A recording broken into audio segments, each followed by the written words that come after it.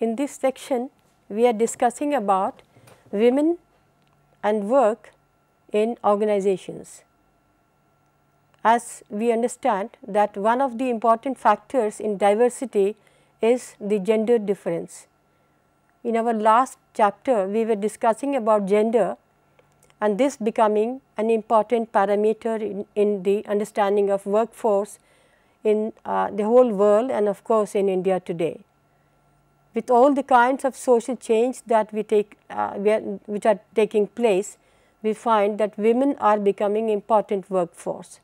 That is why perhaps no management course could be complete unless we do talk about this special workforce, that is women. So, here we will emphasize on what people believe about women as workforce, various perspectives and a few research studies. So, let us move on to the understanding of women as workforce in Indian organizations with special reference to Indian organizations, but I will be talking to you about other theories as well. So, the entry of women in the workforce of organizations in India and other parts of the world have brought about newer challenges for human resources, management practitioners and others. So, this issue of workforce diversity has also become an important aspect of strategic human resource management. We will be discussing about strategic management once again. We had a very brief discussion on that during our introduction sessions.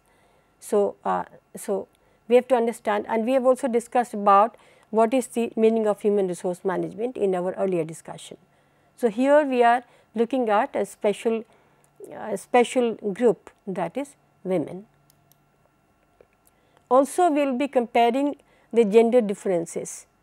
Some of the discussions you may see in some of the tables that we are trying to prepare about the gender differences and how managers believe that men are say what better or women are better or whatever. Okay.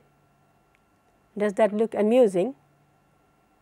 Perhaps we have to change our mindsets.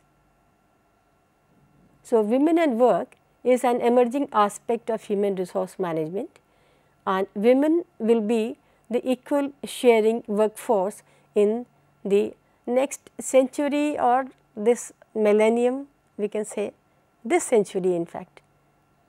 Okay. So, or in the third millennium that we are talking about.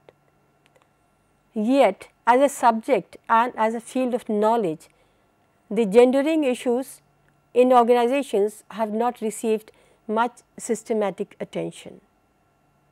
In fact, we are trying to emphasize on the gendering practices in the policy making in the whole management perspective. Okay. This is also reflected by the fact that most of the management theorizing about human resource issues realization is about and this is the realization in the recent years is about the gender, and this is an important correlate of the work system. Earlier we were not really looking into that, but I am sure you are aware of this fact that we have different kinds of policy making these days, and there are many rules which relate to gender differences. I am not suggesting that okay, every rule must look into that, but there are a couple of situations where an organization has to look into that. So, women constitute the new workforce in an organization and are entering the world of most of the professions. I will just show you in a few tables which I could lay my hands on, which are talking about which professions women have entered and approximate numbers and the fields, their education and so on. In the later part of our discussion, I am going to show you a couple of tables also. So, taking equal share in the responsibility like men. The goals of development of women as individuals and their rights to human dignity in society are much more important than their roles as providers and producers. Okay? So, this concern about status of women, we are talking in terms of organizations and in terms of management practices, is expressed by researchers and women's groups with great concern. When we conduct some researches, we find that there are many issues which actually creep into the whole practice of gender role in organizations.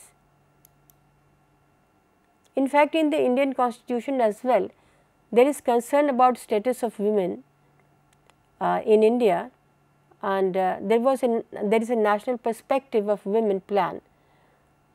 That was the 88-2000 plan I am referring to for women, and declaring the year 2000-2001 as the year of women's empowerment. This aim of this was the economic development and thereby depicting that we have concern for women.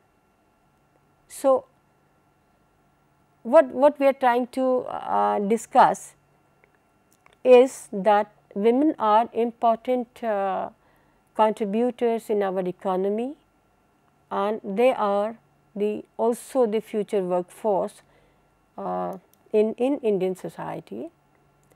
So, these attempts are also made towards equity, equality and justice for women. Equity, equality and justice for women at the place of work. Well, of course, we also mean in society, but at the moment our concern is about the place of work in industries, in organizations, in offices and so on. All these analyses and these concerns lead to unfolding of the analysis of women's empowerment, which emphasizes on creating conditions where women may be able to exercise their rights freely in various spheres of life. And so, if we look at the issue of women in organizations, we find that there is one aspect that emphasizes on the development, the other one is emphasizing on empowerment.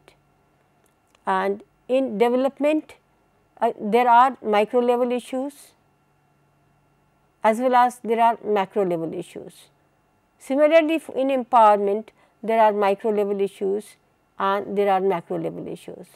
In micro level issues, we can look at the person and the perceptions of people and the values, and at the macro level we can look at the economic development, the social development, how the society values women's development.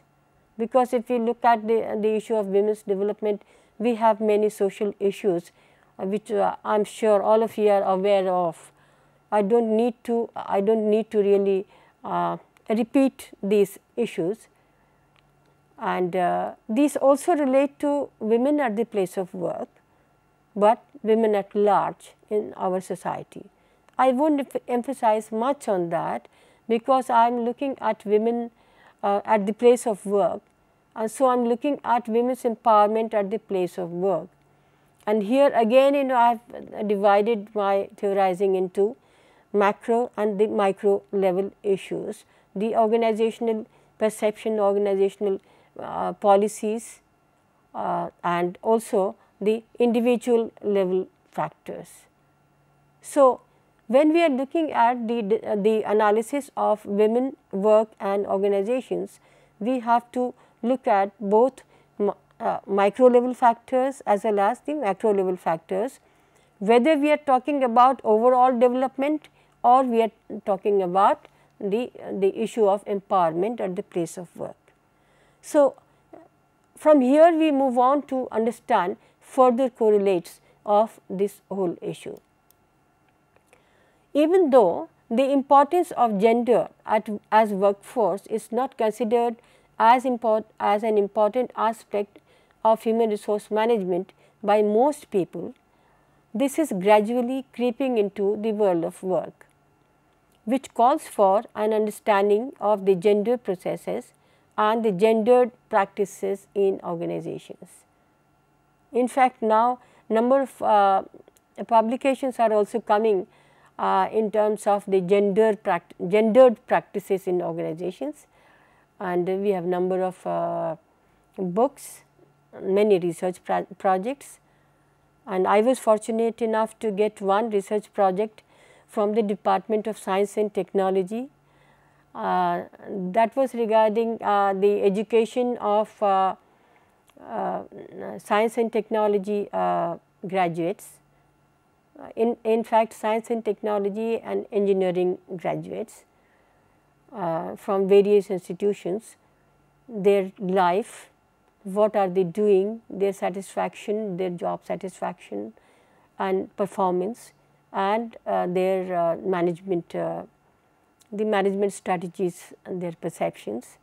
So, this was a project which I completed a couple of years ago.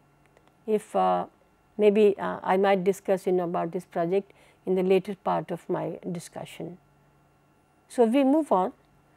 It is being realized that in spite of cultural roots of gender hierarchies, women make a mark in their performance. This hierarchy, if we say, this gender hierarchy is not really biological, but social, because biologically male, females, okay, the two different we can say set of characteristics, okay, and God has made that. But socially we have made this hierarchy, and that hierarchy percolates down into the minds of perhaps most of the people, and gradually we are trying to wash that out. Because when we find that women are equally competent in doing some jobs, why not give them the opportunity? So that's a real major issue of social change. So managers have to gear up for that, because whether they like it or no, you will find that women, like many other countries, in India also, will make their mark very soon. We see that also in the high school results and so many other places where we find the achievements. So managers have to really prepare for this particular issue that may pose a challenge for some of the managers. Okay. So therefore, this area of human resource management demands sensitivity of the manager, okay, and the readiness of the manager, what I explained just now, and the employers, the parents, the husbands, to develop the gender neutral attitude. And one of the major objectives of this discussion in a course in management is that there is time that we all develop gender neutral attitude. Okay? So, there is need for both micro level and the macro level analysis of the gender practices in organizations. And as I was just discussing, micro level strategies are based on the participants or workers' cognition, aspirations, perceptions, satisfaction, expectations, etc. Whereas the macro level factors are based on the societal factors influencing the career choices and work life, okay, as I have already shown in that figure which I discussed earlier. So, when we are looking at this issue of women, work and organizations, once again I bring you to another figure that is talking to you about that how the HR strategies are actually designed keeping in view the micro level and the macro level factors. This is just to sort of reiterate the whole issue. Okay. So, you can see here that the relationship, or in other words this is an extension of the earlier model that I just now shown to you. Okay. So, the gender studies have become an important aspect of human resource management, and in the recent years some of the major challenges of human resource management are the issues of work design, motivation and human resource development. It has been realized that without a committed workforce, there cannot be any national development. I was trying to create this link when I showed that first model, and I was trying to talk about the development. From human development only we can achieve the national development. So, as a manager we are actually not looking at only the issue of development within the organization, but we are also looking at the larger issue. So, that is what we are trying to discuss here. So, the gender is more than perhaps the individual characteristics of females, and more than perhaps the roles which are assumed by female or assigned to women and men. I am talking about gender. When we use the word gender, then we are trying to make the difference between the two. Okay. Gender in families and organizations include the structural constraints and the opportunities, beliefs and ideology, actual arrangement of activities, okay, meanings and experiences, diversity and change, and the interaction and relation. That is what Thompson and Walker, when they are talking about the issue of gendering, they have given us this. So, the concern for development of women and their work life is not new in India. In the 19th century, Mahatma Gandhi worked for Indian women's emancipation along with political freedom, molding the aspirations of many women who joined the national movement. In the Indian Constitution also there is reference about women. In Indian Constitution they mention about status of women in general in society in the following way, that the state shall not discriminate against any citizen on the grounds of religion, race, caste, sex, place, etc. So, when we look at that, our government, our national priority also looks into the gender difference as one of the social factors of discrimination. Okay. So, nevertheless we find whatever is written there, but sometimes we still find that people do discriminate against this group in organizations as well as in the families. You can see the family rights, you can see and many other places. I do not want to repeat so many things here, but all of you are aware of so many other places where the discrimination is taking place. So, the work family interface, and when we are looking at towards the policy making, we move on to talk about the link among these factors which involve a set of highly complex notion about the nature of employees and what motivates them to better job performance. There are number of schools of thought. Schools of thought, when I say various philosophies, schools of thoughts, various perspectives, and we look at them, how they are looking at women or gender at the place of work, and what are they suggesting. Let us look at some of these. There has been many emphasis, from many perspectives.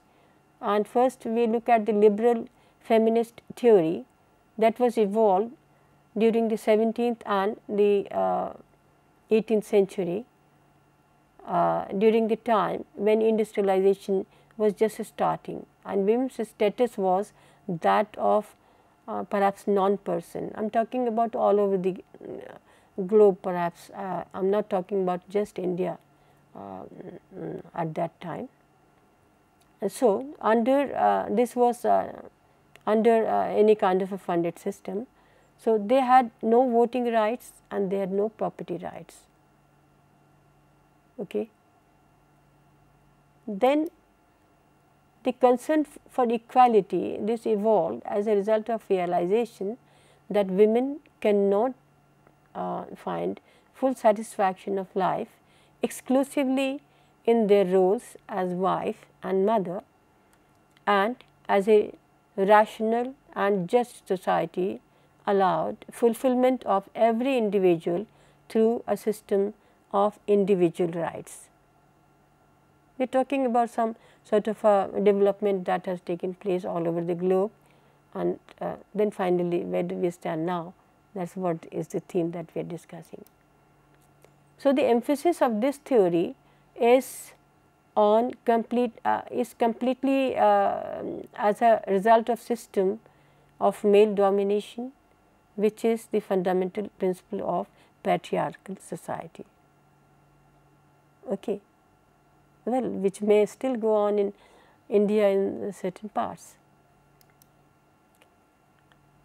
We have Freudian and psychoanalytic perspective, which looked at the differences in the feminist roles because of specific social arrangements affecting psychological development. For example, the structure of patriarchal family, which results into general gender development and subordination of women to men. Sigmund Freud, have you heard about Sigmund Freud? He was a psychoanalyst, and of course, he had been practicing psychoanalysis and had been helping people, and was also looking into many aspects. And so, from his perspective, this is what is about the gender difference. In a healthy society, there should be no gender structuring, and it is also expected that in today's society, since both the parents are working, they share equal responsibility of children's upbringing. The Marxist feminist theory, however, considered gender as a structural and materialistic, similar to class characterized domination and approach. As a synthesis of Marxist psychologists and radical feminism. So, Jagan emerged with the socialist feminist theory, and the gender according to this approach is considered as a result of social relationships based on perceived differences. It is believed that organizations, families and societies can be understood as separate sections as they constitute gender relations. Most modern feminist theories emphasize on the social reality and subjectivity. Women's experience and standpoint provide an important strategy for organizational discourse, which is the real subject matter of our discussion today. Okay. So, the third world post-colonial theorizing considers the constitution of complex subjectivity beyond Western conception of sex or gender, focusing on the gendered aspect of globalization process. So, as we have seen, these work related theories and the theories which are still developing and in the minds of people, and perhaps we are also publishing some of these theories because of the fast social change that is taking place in societies, particularly in India.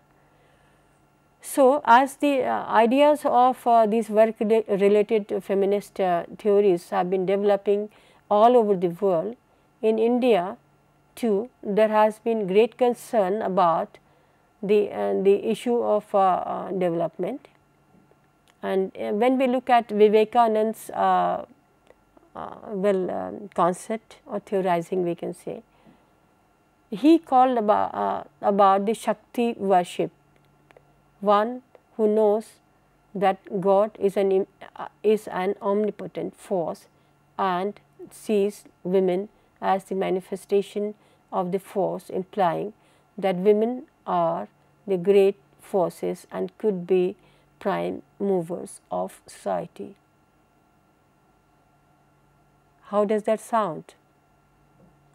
Isn't that what we are trying to emphasize here, that the status of women and women at the place of work, when we look at today, is much more different than even what Vivekananda said such a long time ago, because he was looking at women as the great power and great force and perhaps prime mover of society. Can we look at women like that, and even at the place of work? So we have looked at these theories from various perspectives, and so the gender is looked upon by women as the companion of men and gifted with the equal mental capacities. And India's constitution also says that there shall be, that I am repeating once again, that there shall be equality in the employment of all citizens, and the state shall not discriminate against the citizens on the grounds of religion, race, caste or sex, okay, or birth, on the place of birth and so on.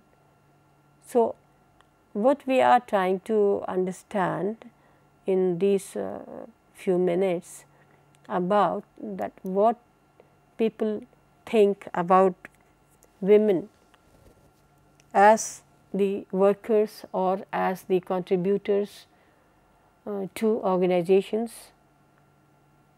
So, in turn, as the contributors to overall economy and development of the country, various perspectives that we have discussed, these have emerged from various schools of thought, and also we have added the Indian Constitution. We have also talked about Mahatma Gandhi's views, we have talked about Vivekananda, and we look at the whole aspect of women at the place of work from a very positive perspective. And so, there is need that today's manager has to look into this with a very positive mind. Only then organizations will actually succeed, and we can also have a very positive, healthy society. Now, here the choice is not with us. We can't stop really women from working. So, the choice is only that the organizations have to design their systems in such a way. We will be discussing about work designs also maybe in our next lecture, as to what kind of work designs are there and what kind of work designs could differ and so on. So, today Indian organizations are really looking upon to face these new challenges of workforce diversity. Do you recollect the last lecture on workforce diversity, and we had talked about the different sources of workforce diversity, gender being one of the most important factors. Okay. So, I am trying to link this to the earlier lecture that we had. And so, the social change has brought about greater aspirations and expectations among women, and their perception of their lives have changed. So, women themselves have also changed.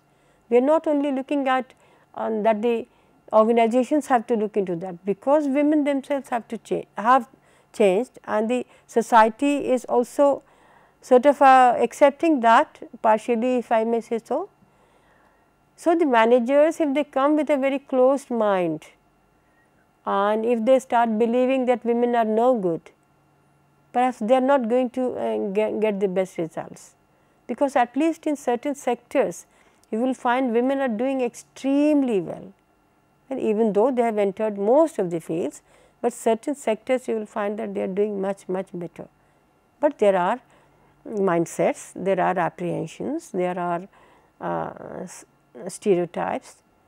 I will be discussing some of those in the later part of the discussion today.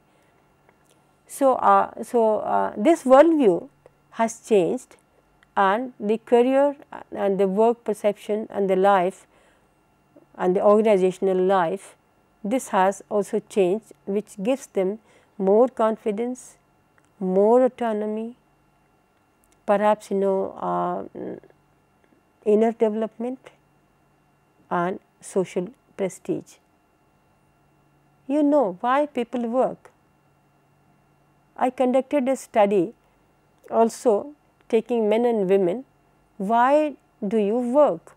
Just this question, and very interesting results came out. I will be discussing that in the later part. Why people work, and so why women work? Is it for earning money? Is it for social prestige? Is it for inner development? Is it for what?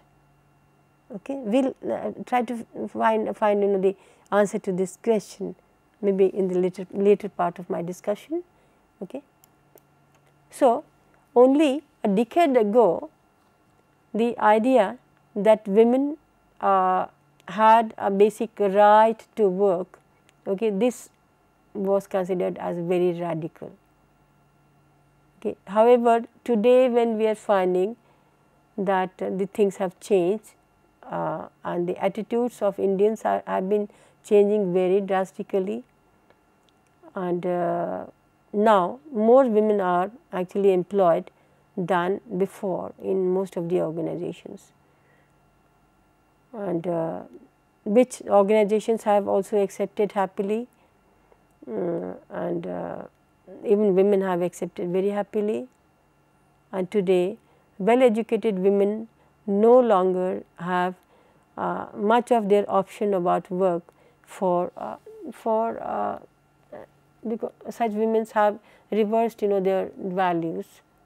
Okay. The choice of course is also with the women. She may do her business just like men, or she may do something sitting at home, say like the computer related jobs, or maybe some other things, and she may be employed. So, the choice may of course of what kind of work design they want to adopt for themselves remains with them. It is not only assumed that they are employed, but considered almost abnormal if they are not these days. The social change I am talking about, gendering issues in organizations. So, as the perception is changing, at that, see for example, when I was starting to prepare I mean for work and take up a career, at that time it was not as common as it is today. And so, it is not only assumed that women will be employed, if they are not really employed, then people consider that as something not very normal. In a survey of the girls studying in the Indian Institute of Technology Delhi, where I teach, I found that 100% of the girls were looking forward to a challenging career.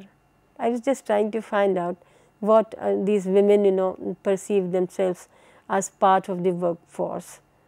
So, I was trying to find out. So, I conducted a survey and I found that 100% of the girls, they believe that they will have an active career. That means they are going to be the active workforce of future. So, what do we do? Do we have any choice that we will not take them? We can't say we will not take them. They are ready and they are equally perhaps prepared and trained for becoming the active workforce. So, it is being realized that in the recent years, women have become important participants in the development process. However, there has always been a discrepancy between the idealized notion of the status of women and the real life perception of women themselves all over the world, as I was discussing just now. So, the choice is of course with the career seeker, the women, the worker, the workforce. Indian scenario has been slightly different than other countries in terms of rigid hierarchical structure in which women were denied opportunities of intellectual pursuits, education and creativity. As a result of this joint effect of the neglect of perhaps education, customs and attitudes, degradation of women in India became evident. Okay. So, that is why I am saying that there is a social change, and today 100% women, they would like to make a career, and so the managers, and they are doing very well in terms of education, and so the managers, if they want a really well trained workforce, they have no other choice, they have to employ women, and once they employ women, then they have to look into the overall quality of life of women as well. So, here I am trying to give you the perception of female traits and their roles. You can see that how perhaps managers will perceive the female traits, okay, and the roles those they play. Okay. So, here you can see the perception that how women will work, because the assumption is that women have to undertake the responsibilities of the families, all right, all over the world, that is true also. They have to take responsibilities of children, all right, that is true all over the world. But that does not mean that they do not work. They do work, and also perhaps most of the managers believe that they will be docile and very submissive, and will not be very argumentative or something of that kind. Okay. So, these are some of the assumptions that we have about female workforce in the organization. For example, they will say women are more caring. So, you can see this and that some of these aspects perhaps managers will believe that women will be like this. What is your theorizing about women? You must have interacted, I am sure, from your kindergarten. You had women tutors, teachers. I was once asking my IIT students that how do they feel me being a women professor, what is their perception? And most of the students said that we do not find much difference, because so far as teaching is concerned, from childhood when we went to kindergarten, most of the places and the schools also, we had many women teachers. So, the students said that we do not find much difference so far as the teaching is concerned in terms of male and female professors. Okay. Nevertheless, some of these aspects, the personality aspects might differ, and that is why managers may have some kind of a mindset or the closed mind. Okay. We call it closed and open mind. Okay, I am talking about that. Okay. So, one could have in a very closed mindset, which we have to open up in order to make better utilization of workforce in the years to come. Similarly, I have presented here another table that talks about perception of male traits. Okay. So, again you can see the perception of male traits. Okay. Perhaps people believe that they may be more aggressive, and I mean there are, you can see the number of traits I have listed here. Okay. You can see that. Should I leave the transparency for some time? Okay. Yeah. And so the roles related to these traits. The idea here what I am trying to present to you is that the mindsets are different, and that is why we start believing that males are like this and females are like this. So, males are, well, not that we are trying to say that they have to be identical in all the characteristics, all the kinds of characteristics. They will differ. So, in fact, any two individuals will differ, but gender differences are of course there. But that does not mean, so males may be very good in some things, females may be very good in some things. Okay. So, we have to actually try to find out, optimize on their capacities to do certain things. Okay. For example, if you look at a job of which needs a lot of patience, you will find that women are much better doing a job of patience. For example, I am sure you have looked at women doing jobs like they are doing it as a hobby, like knitting. Okay. That is something with great patience, and usually you will not find many men opting for that. So, there are many situations where a lot of patience is required. You will find that women could perhaps do better caring, okay, better patience. Okay. So, they have certain qualities. So, we can do what? We can design or we can select people doing certain jobs, but not that the total discrimination has to be there in terms of jobs. Right now what we find that there is a total discrimination. In certain kinds of job you will find many women, in fact most of the women, say the healthcare and say as you must have seen. Okay. And whereas in certain other situations you will find only men. But women can also do this work, men can also do this work. So, what we are trying to understand is that as a manager, you have to look at the individual and you must have a neutral attitude. Look at the individual, look at the characteristics of that individual, whether man or woman, and then place him at the job whatever is your requirement. And that is why in our next few sections we are coming to recruitment, selection and training.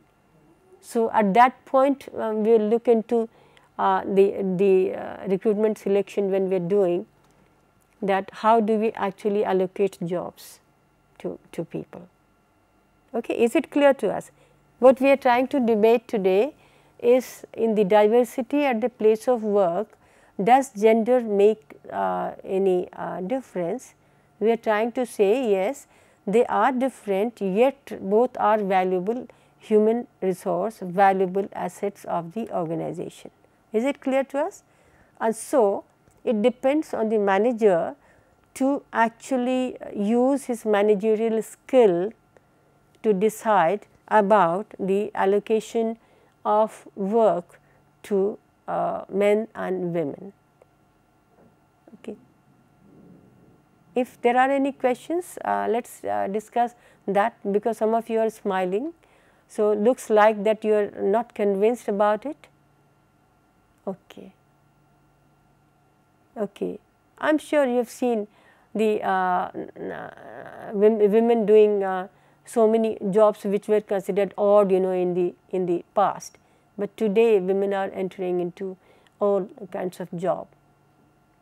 Okay. Also, you can see the astronaut in the world. Okay. And you can see a woman has gone to space. So we have so many examples where we are finding that women are doing equally well, or sometimes even much better. Okay, we had many prime ministers, we have so many good decision makers. Well, and other places, of course, you find that certain jobs, women are doing extremely well. So there is no difference actually. So we are saying, in spite of biological difference, there is no difference so far as our work profile is concerned, and this is what managers have to realize, believe, accept, and perhaps use as a good management strategy. Okay. So, from here I am also trying to present this scenario to you.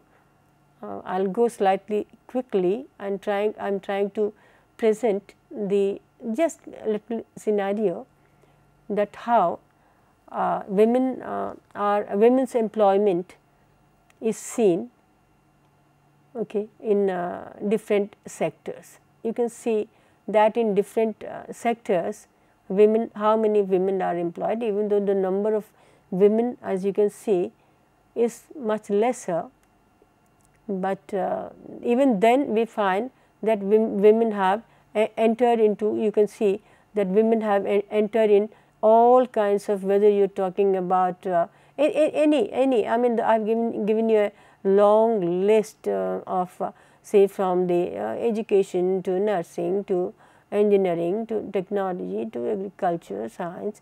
I have given you this long list. Okay. You can see that, and here you can see that how males and females, it makes a difference. In terms of number, you can see that there are fewer women employed, but they are actually employed in all these sectors that we are talking about. Okay. This is just to give you an idea about the employment. Similarly, I have brought some 2 or 3 more tables to give you an idea about where do we stand in terms of women at the place of work, women work and organizations. So, this is of course the continuation of the same table. Okay. This is about the qualifications. Okay, how many the qualifications, PhD and graduation and the other qualification. Again, you can see the male and female in terms of qualification. You can see that.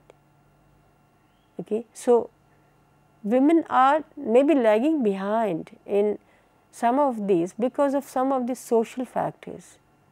Not that they do not want to do, sometimes opportunities are not there, sometimes the social factor becomes important. but the social change is taking place and they are taking it I mean with great I will say enthusiasm. That is how the women are coming up in all the sectors, and the all the programs that we have in most of the sectors. Okay. Then again we have the similar the discussion on the similar issue, the male, female, and then see the different fields I have given here, and then the qualification, and then this thing, their details of their qualifications and employment. Okay. Again I have given that. I think it is becoming a bit too much. You will not be able to remember all these figures. I do not expect you to remember these figures, but what I expect you to remember is the scenario that I am presenting here, that how women and men, they are there in different sectors of employment and with different qualifications. Okay. So, here again the similar thing for a different sector. Okay. The sector I am discussing here. Okay. And sector or field, whatever. Okay. In different fields, how many are there as the PhD or these graduates. And again you can see here. So, I will slightly go quickly on this, because this is just to give you an idea that women are doing reasonably well in most of the fields, even though the numbers may not be more than men. That is the idea, but just to give you an idea about this. So, I will go slightly quickly on some of these tables. Okay.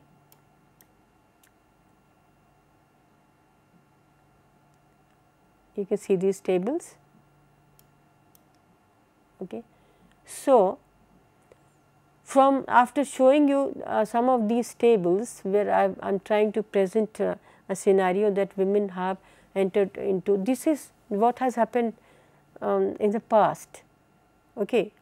But if I look at the future, then perhaps the scenario may be different and much better, I should say.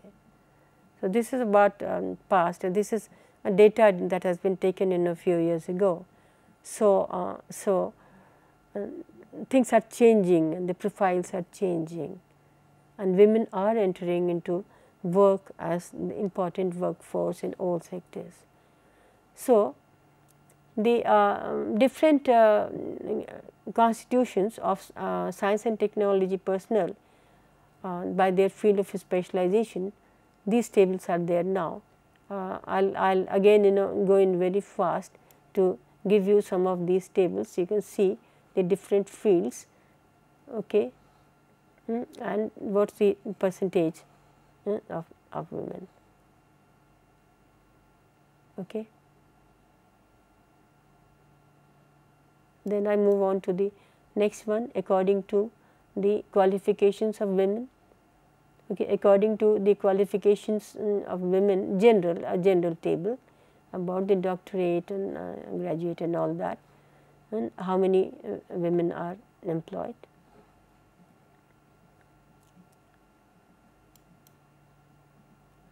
And again we are getting into, I think this is too cumbersome a table. I think it will need little more time for you to go through. Okay. The idea is again that you understand that how women are placed.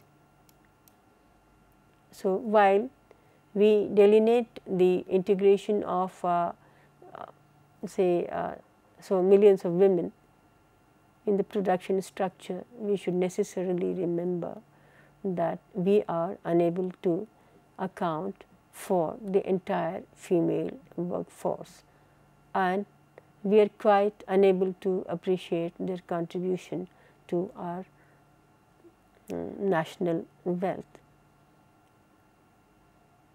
We have to look into that they are also contributing to the national wealth, and we have to create opportunities for them.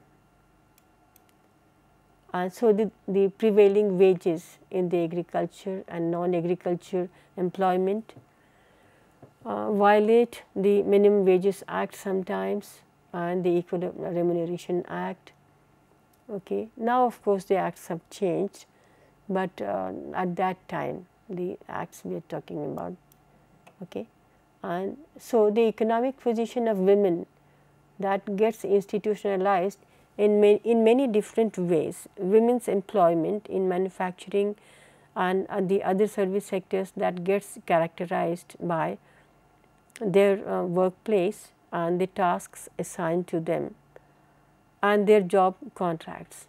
Women are mostly employed in the, if we see, I was talking to you about the PhDs and the education level, and but then large number of people, that is not the whole story, because large number of women are there, they are at a very lower level in education and they are employed in the petty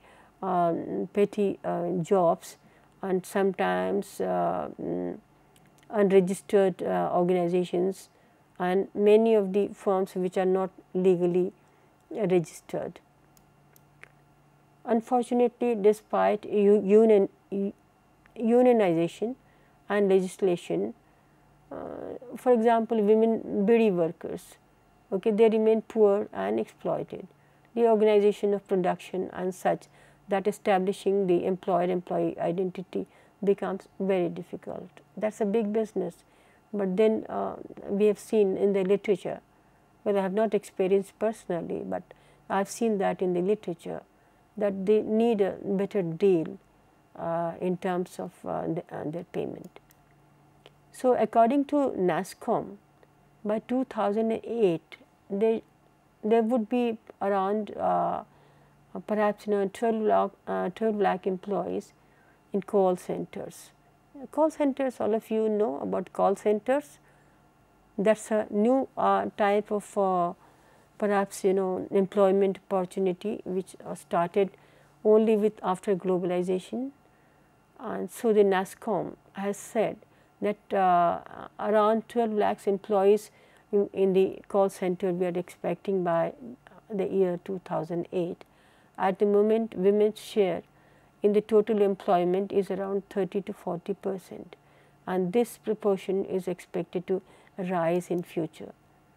In IT industry also as a whole, the call sector in particular are exempted from all the labor regulations.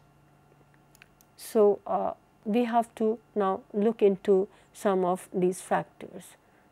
In the next discussion, I am going to share with you a number of research studies, and we will talk about the status of women work and organizations in India with help of some couple of research studies which we have conducted or which are available in the literature.